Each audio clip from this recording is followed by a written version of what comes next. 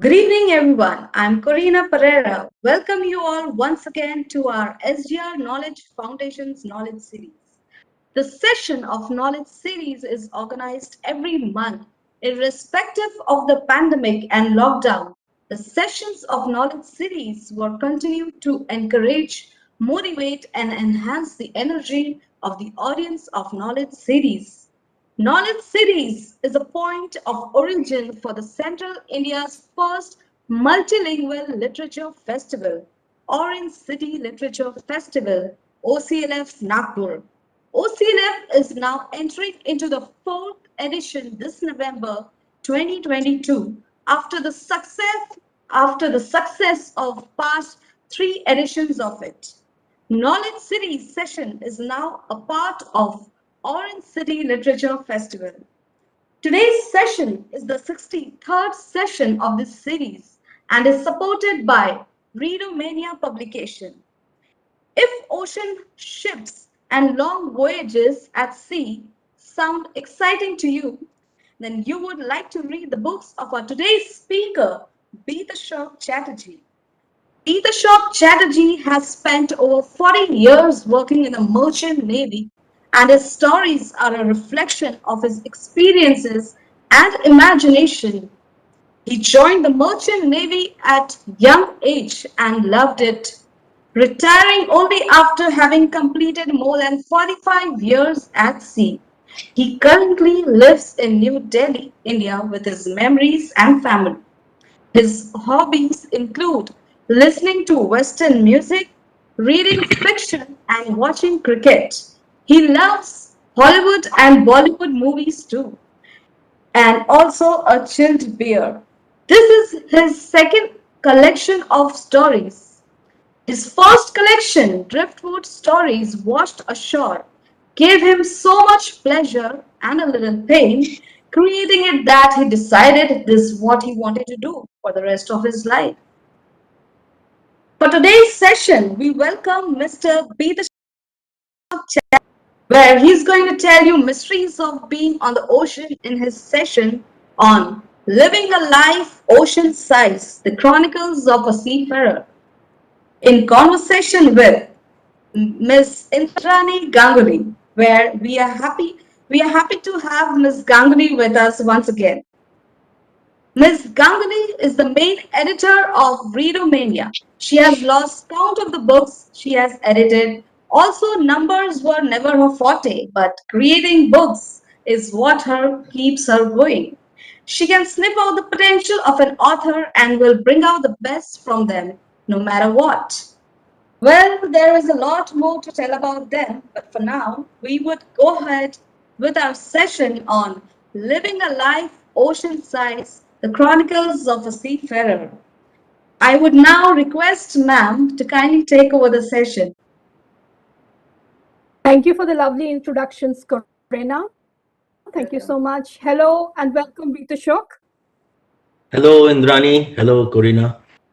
Hi, and it's lovely to meet you after so long. We've done so many books together, but finally we get to see each other face to face. I know, I Uh, know.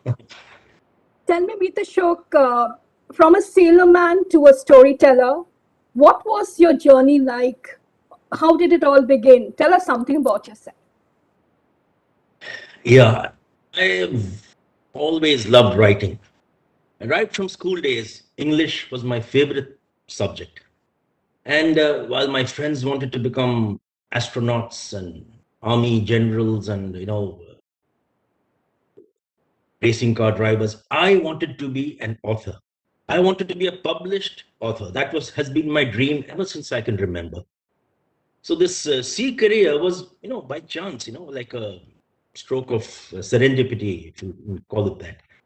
And of course, I grew to love the sea, but that's another different story, how I came out to sea. But it just happened by chance. And uh, I gave up thinking about creative writing for many, many years because I was trying to learn the job and work my way up. Got busy with my promotional exams and with life in general. And so it's only about 10, 11 years ago when I finally found that I had time to myself and I don't have to, run around working or trying to learn my job, I started creative writing again. I mean, earlier, the only creative writing I was doing was composing emails and reports just to stay out of trouble. But this was actual creative writing. I started 10, 11 years ago. I started with poems. And what inspired me was the sea. So I started with sea poems. And I've ended up writing about 40 plus poems. And short stories happened much a little later. Just about 5, 6 years ago, I started writing short stories. Wonderful.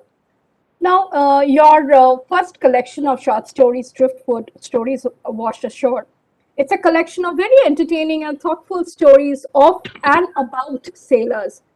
Tell us, Beetashok, does the ocean play a catalyst in your creativity? You're always around the ocean, right? So does it play a catalyst in your creativity? Oh, thank you for saying that my book was thoughtful and entertaining. I'm glad you found it that way. Yeah, here's the book in case you want to remember. I'm sorry, here's the book, Driftwood. So, the ocean, yes, has played a vast role in my creativity. The ocean itself is a vast, tempestuous place, and it looks different every time with the time of day, or with the season, or with the state of weather. The ocean looks different, though beautiful all the time to me, but it looks different. And the ocean also gave me the time and the peace of mind over long voyages to sort of get my thoughts together and form coherent storylines, draw from my own experiences and from the experiences of others, and I put everything on paper, and that's how these poems happened and driftwood happened, and even the later short stories. So ocean, to answer your question, has been a catalyst. What is this writing process that you adopt? Does writing come to you effortlessly, or do you need to get some kind of inspiration? Do you get inspired by fellow authors or some author you've read in the past, or by nature or by the ocean, like I said earlier? What is your writing process? Well, it's not effortless. I mean, I wish it was. And I envy writers who find it effortless. For me, the whole process involves writing it first, then reading it, rereading it, editing it, rewriting it, rewriting whole chapters if necessary. It doesn't come so easily to me, but I enjoy the whole process because I like to get it right. I want to finally end up sending a story to the publisher when I don't think I should change a single word in it. So that's the way I look at it. You can call me a nitpicker or a perfectionist or whatever, but I am like that. And that's why I don't like to enter these short story competitions. There's always a deadline, hurry, hurry, hurry, hurry, and you write something and you send it off, and the next day you tear your hair. You said, why the hell did I send that? I could have written this instead, or I could have deleted that and added this. So short story competitions are not for me. This whole process of editing and rewriting it comes naturally to me. And I have been influenced, means I read a lot, and I've been reading all my life. So of course, unknowingly, I mean subconsciously, all good authors have had their influence on me. And I can vouch for the perfectionist past, because when your stories come to me, they are so clean, they barely need any kind of editing. So I can vouch for that. Thank you for saying that. Beetashok, your brother is acclaimed writer Upamanyu Chatterjee. Was he a big influence on you, and do more members of your family write? What was it like growing up? Was it a very literary milieu in which you grew up? Kind of. Well, my brother, of course, he's a famous writer with a cult following. Upamanyu Chatterjee. He's got the Sahitya Academy Award, and he's got this some award from the French government as well. His first book, English August, was made into a film. So, but he has not influenced my writing directly. We both, as kids, enjoyed reading and writing. We both were voracious readers, and we wrote also. But I won't say he influenced me. He's in a different league. I'm very proud of him, and he's in the big league. So, to answer your question, that is. And regarding the other members, my son is not a writer per se, but he's in the publishing world. He's a literary agent, and he's also a professional editor, like you. So, my parents were. My father used to write a lot of Bengali poems for a magazine those days called Desh. So Yeah. several of his poems were published in Desh, but although I never read them, but he had, maybe we inherited it from him. So part genetic and part self-inculcated, I guess. Yeah, I guess so. Beetashok, there's a very general perception about merchant sailors leading very reckless and flashy lifestyles, being womanizers too. Is that correct? Do you agree? You forgot to add drunkards, losers, liars. Well, All, sailors yeah, are sailors legendary all, drunkards, isn't you it? know, from Captain Huh. Haddock to many more, even some in your own book, Driftwood. We have seen they're legendary Yeah, drunkards. And they correct. I swear think like there's no literature's full tomorrow. of, yeah, I know. Literature's full of these kinds of sailors. I Have they been agree. stereotyped, do you think? Have they been stereotyped? Because I don't see you as a, cussing and, fully alcoholic sailor. You seem like a total gentleman. So, Appearances are deceptive, of course, okay. but I'm not as bad as those guys. Like Captain, I'm not as bad as Captain Haddock, of course. But see, those days are gone. Frankly speaking, from shipping has become more and more restrictive, with more and more international regulations coming in, and that freedom has been totally curtailed now. I mean, I'm lucky I joined sea in the 70s, and I got a lot of freedom. We got a lot of shore leave. There were not many restrictions binding us. We had fun on board. We had fun ashore. And I can imagine what it must have been for the sailors of the 50s and 60s, a previous generation. No, it was pretty good. It was a lot of fun, and maybe a little as you described. But of late, it's not the same. Regulations have become so stringent that a seaman has to just toe the line if he wants to keep his job. He has to follow all the rules and regulations. Many companies don't have alcohol. They have a zero alcohol policy on board. So you can't even enjoy a nice can of beer at the end of a hard day. And most ships have now CCTV camera trained in all the public places. So Big Brother in the head office is watching you. They have the feed. They can switch on any time and see what the crew is doing in the recreation room or on the bridge. So I'm glad I got out of it. I saw very good days, but it's no longer any fun for the seamen of today. Right. Now, in Driftwood, you have in one of your stories written a very recurrent line, he was just a seaman. There's a lot of pathos in that line, almost as if seamen are misunderstood perennially. Would you like to comment on that? Yeah, it's true. I think it's absolutely true. They're not only misunderstood, they're also mistreated. People forget, and the world forgets that there is no substitute for shipping. There is no way is it possible to transport millions of tons of cargo and raw materials across thousands of miles of ocean. The shipping keeps trade alive. Economies will collapse. Even during the lockdown last year, shipping was continued, unabated, relentlessly, because trade had to continue. Otherwise, countries would have gone bankrupt. People don't realize that. People don't give seamen their due respect. And and seamen also, they don't command it. I'm sorry to say. Seamen are simple people, little gullible, not used to the ways of the world. So, they get fooled easily. They fall in love with anyone who's nice to them. So I would say they are mistreated, and also they are misunderstood. Is it because they are like detached from the civilization? They're sailing for most part of the year Yes, with no yes, one but a bunch of fellow sailors as accompaniment.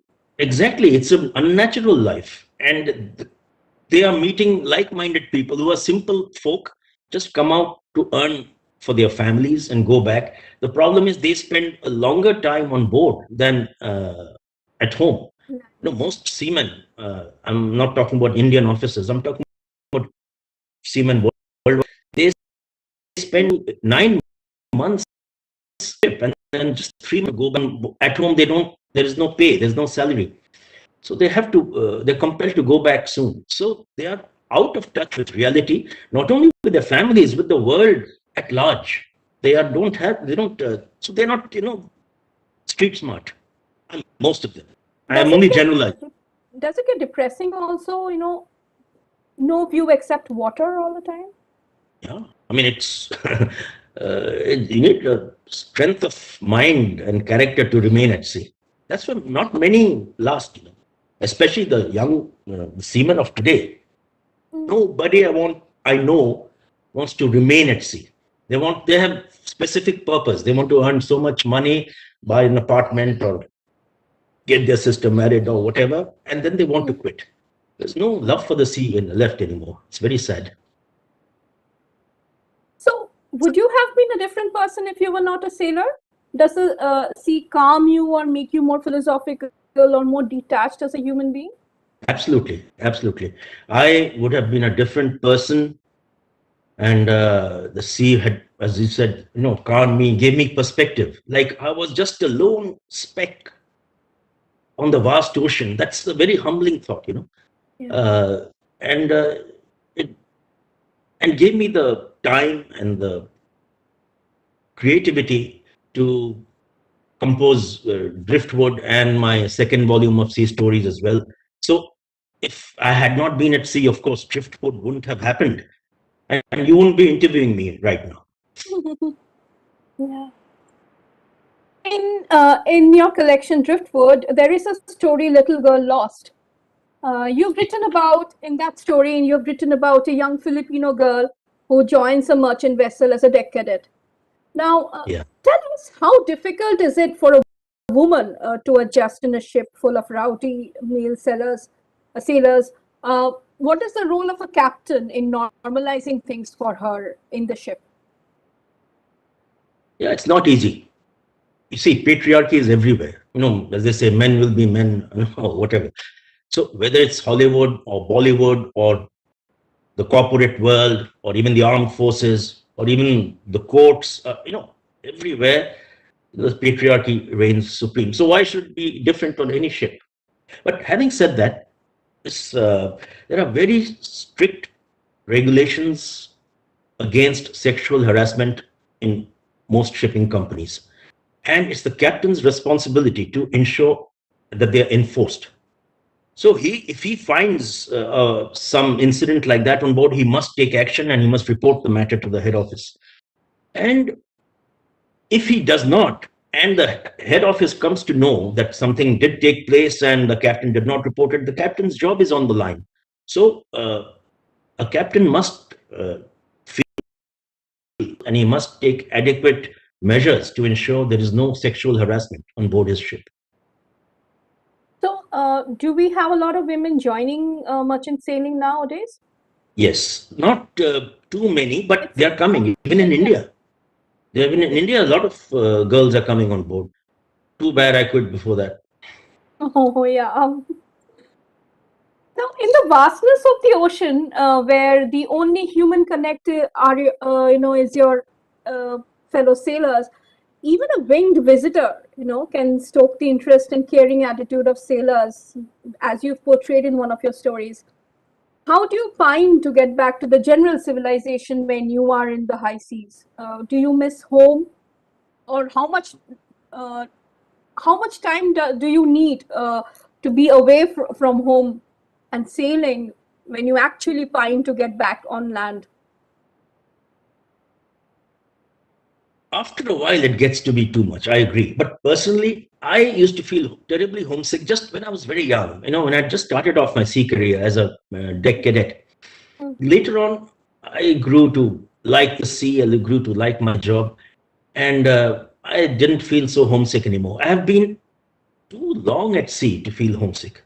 Of course, I used to miss the wife and the kids occasionally, but I'd say not as much, as some of the people I've seen do.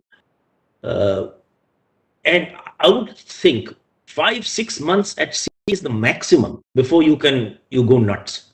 You have to get back home. So that is the upper limit. Fortunately, I became a captain pretty early in the 80s itself, and our service terms and conditions improved. So I was never more than 4 months away. And my last 10 years, I was just 3 months at sea, 3 months, 3 on, 3 off. So fortunately, I had very good working conditions. But I think it's natural to feel homesick. I don't, think it is odd at all. People do feel homesick. But having said that, this technology has improved vastly, and now one can keep in daily touch with our families. We can make calls. We can make, we can have video calls also. We can keep in touch on Facebook and WhatsApp and social media. So it's not so bad. And, guys shouldn't really complain. If you're at sea, just earn your money and shut up. No, it's Yeah. not so bad. In fact, when you talk about technology, that is going to be my next question. You've sailed for more than 45 years, and you've seen the old school ways of navigation as well as today's cutting edge technology, maritime technology.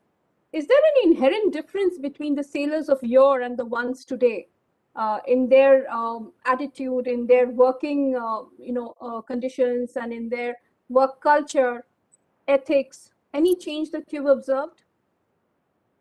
Yes, a vast difference. Not just the technology, it's just in the mindset and the attitude of the sailors. The old sailors, and not only my generation before that, and before that as well, they were proper seafarers. I mean, for them, seafaring was a way of life, and they would remain at sea till they were too old to do so, till they too old to step on the gangway. So they were those kind of people. The seamen of today, they have they have come, it's very clear, they have come only for a specific period. They want to make enough money to, as I mentioned before, to buy that house that they wanted, or to get their sisters married, or to have a bank balance, and they always look for a job ashore after that, preferably in a marine shipping company where they can put their experience to use. So that is the difference. But again, it's not, you can't grudge them that, because seafaring is not so much fun anymore with all their restrictions, and there is no shore leave nowadays. Most ports, with this is international security and these terrorist attacks, hardly you don't get any shore leave. You don't have any freedom on board as well as ashore. So I don't really blame them. Seafaring is no longer as enjoyable as it used to be. Now, when you just spoke about the dangers, you've written about pirates in Driftwood. What prepares you? Related, just anything that comes to mind. And I'm glad I did, because all those notes proved invaluable in the making of Driftwood. Yeah. And there's another collection of sea stories which you probably haven't read. A lot of that stuff has gone into that as well. So I'm glad I kept that journal. Yeah. There's this legend about sailors being like thick friends. Tell us about the feeling of brotherhood among fellow sailors. The sea, the ship is not only our workplace, it's also our home for many, Yes. many months at a stretch. So people from different countries, different religion, different ethnicities, different castes, different creed, they all come together. And for those few months, we are just one united family against the rest of the world. That's what it feels like. Against the rest, I mean, against nature, against pirates, against anyone who would, disturb our peace of mind or anyone who would try to do us harm. So we are, so this bond develops. It's natural. Uh, it has to just happen. So, and many friendships have formed on ships which have stood the test of time. I can vouch for myself. So I have many, many friends who have sailed with 20 years ago, 30 years ago, and still in touch with them. So that's the special bond seafarers have. And are there lesser distractions while sailing? Do you think you can write more when you are at sea? Yeah, there are no distractions at all. If you choose not to be distracted, I mean, once you do your job and you choose not to be disturbed, nobody will disturb you. So it's for someone with creative hobbies, like writing or painting or composing music. I think seafaring is a great vocation for him, and he will get the opportunity and the time and the peace of mind to pursue his hobby. So I'm glad I did, because I wrote as well as earned for my family. I also, wrote whatever I wanted to write. So I'm grateful for this chance to have been at sea. Amazing. You also write poetry, and you write short stories, and now you're going to attempt nonfiction as well. You've already submitted your manuscript. So, do you consider yourself to be more of a poet or a storyteller or a chronicler? And do you plan to publish your stories, poetry, anytime soon? I don't know what I am. I guess more of a storyteller as of now. I mean, because haven't written a poem for many years. I've just concept last 6 years or so, I started short stories. I haven't attempted a poem. So I started my creative writing about 10, 11 years ago. I started with poetry. So, and I ended up writing more than 40 plus poems. They're all sea poems, by the way.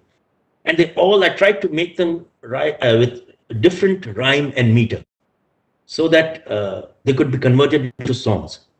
And some have been, by my musically talented shipmates and colleagues. Some of them have turned out to very nice songs.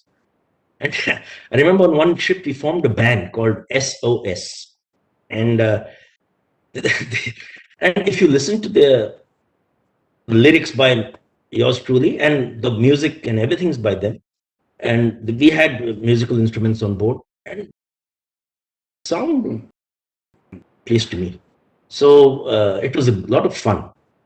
So there are some of my poems which have been converted into songs. Now, regarding publishing, there is no market for poems. No publisher wants poems. So I may have to self-publish. But for that, I will need to write 7, 8 poems more, and make it around 50. And then maybe I could go for it. It's definitely on my bucket list. You've authored 2 books so far, Driftwood Stories Washed Ashore and The People Tree Stories About Us and Them. How are these 2 books different? Okay. Driftwood is stories set at sea, or the main protagonist is a seafarer. So these are not just for seafarers alone. They're for anybody who likes to read fiction. Tales of, adventure, piracy, love, romance, intrigue, human relationships. Everything is in this book, and aimed at the non-seafarer as well. My second book is The People Tree. There's not a whiff of the sea about them. So I call them land stories. And here, each story I've tried to make as different from the other as possible.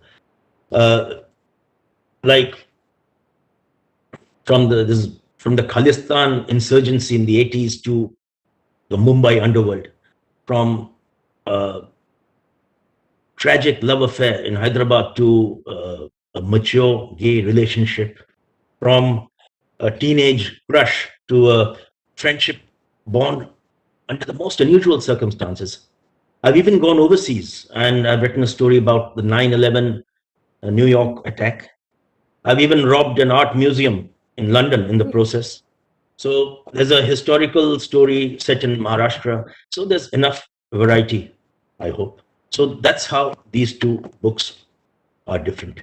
I've also contributed to an anthology, which is a lockdown anthology called The Phoenix Rises.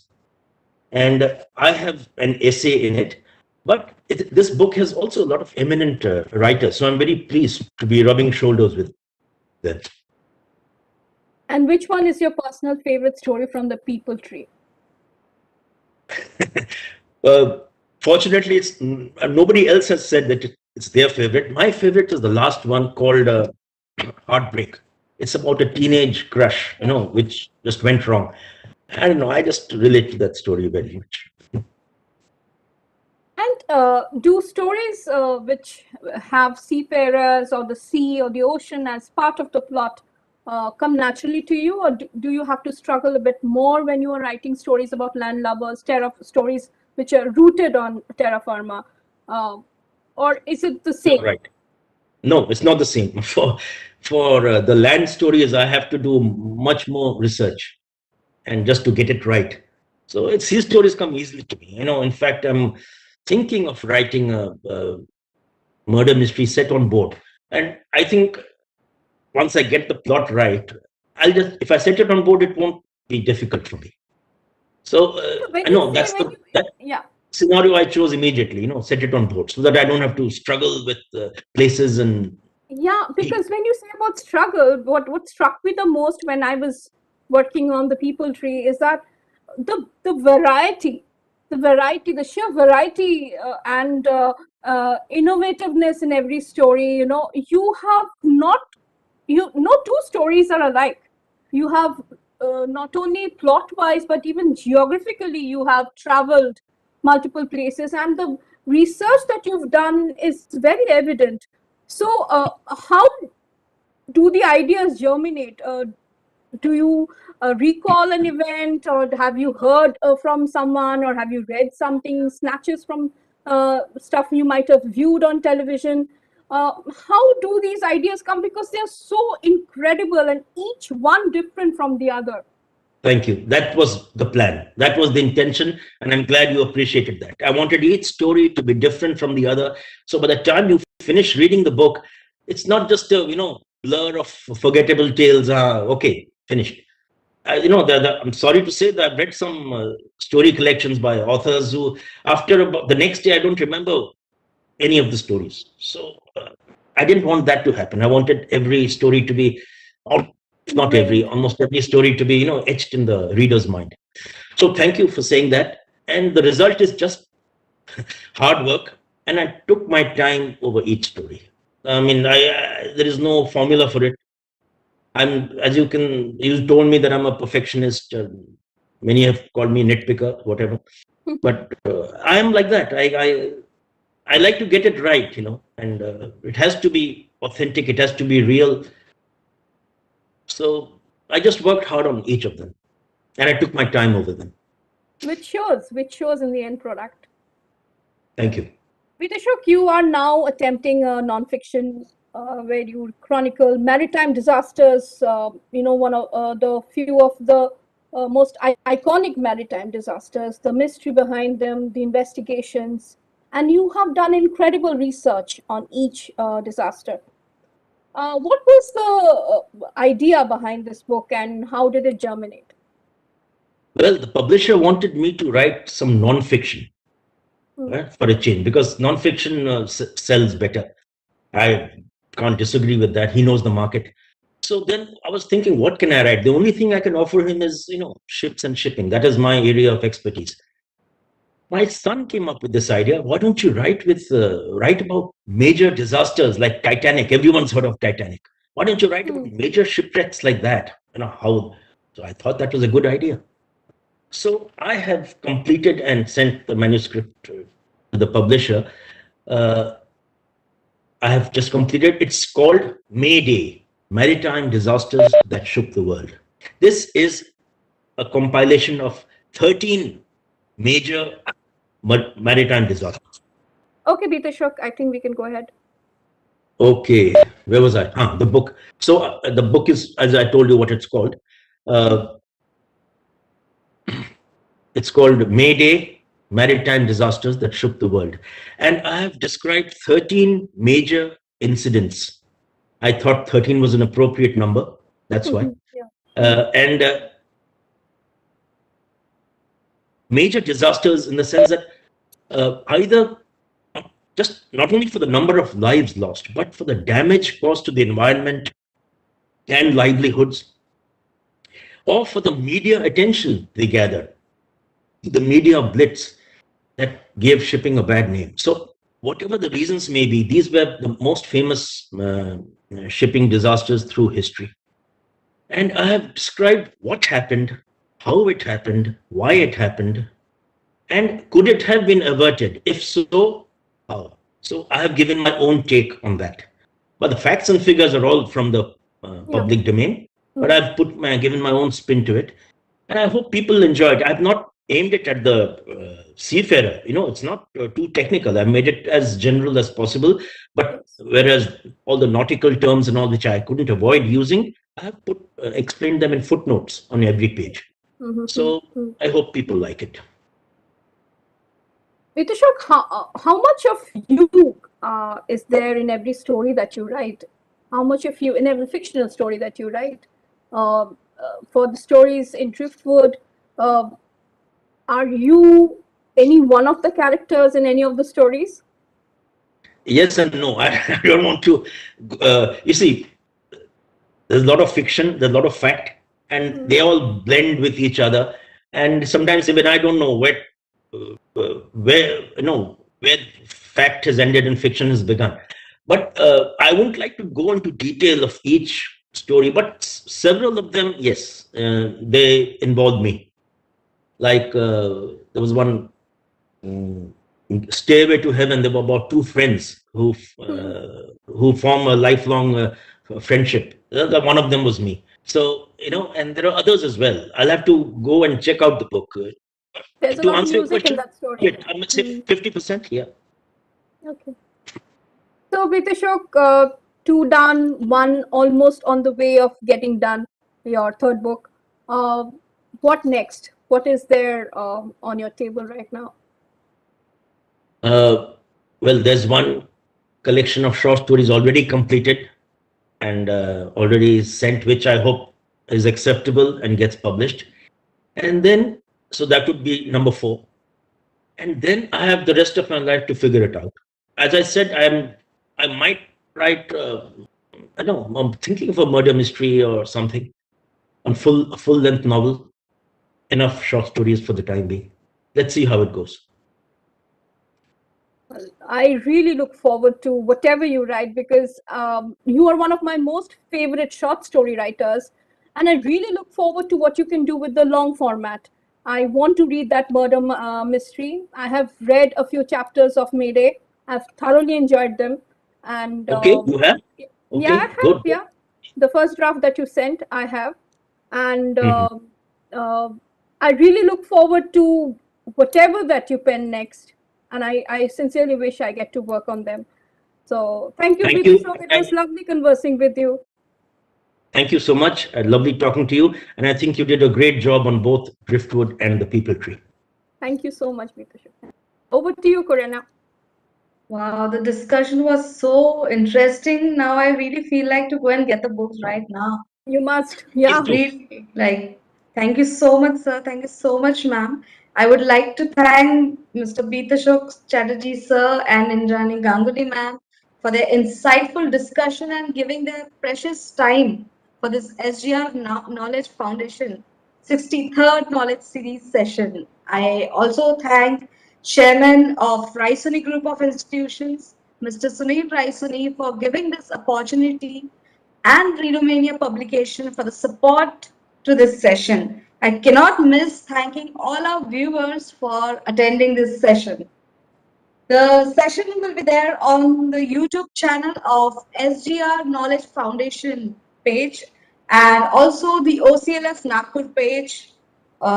Thank you so much. Please do subscribe our page. We will be coming up with more sessions with various insightful topics. For more event updates, please subscribe to our SGR Knowledge Foundation Facebook page and Orange City Literature Festival YouTube channel. Thank you so much. Thank you so much, sir. Thank you so much, ma'am, Thank once you, again. Karina. You've been It's my great. Thank you. pleasure to have you all here. Thank you so Thank much. you. Can we end the meeting now?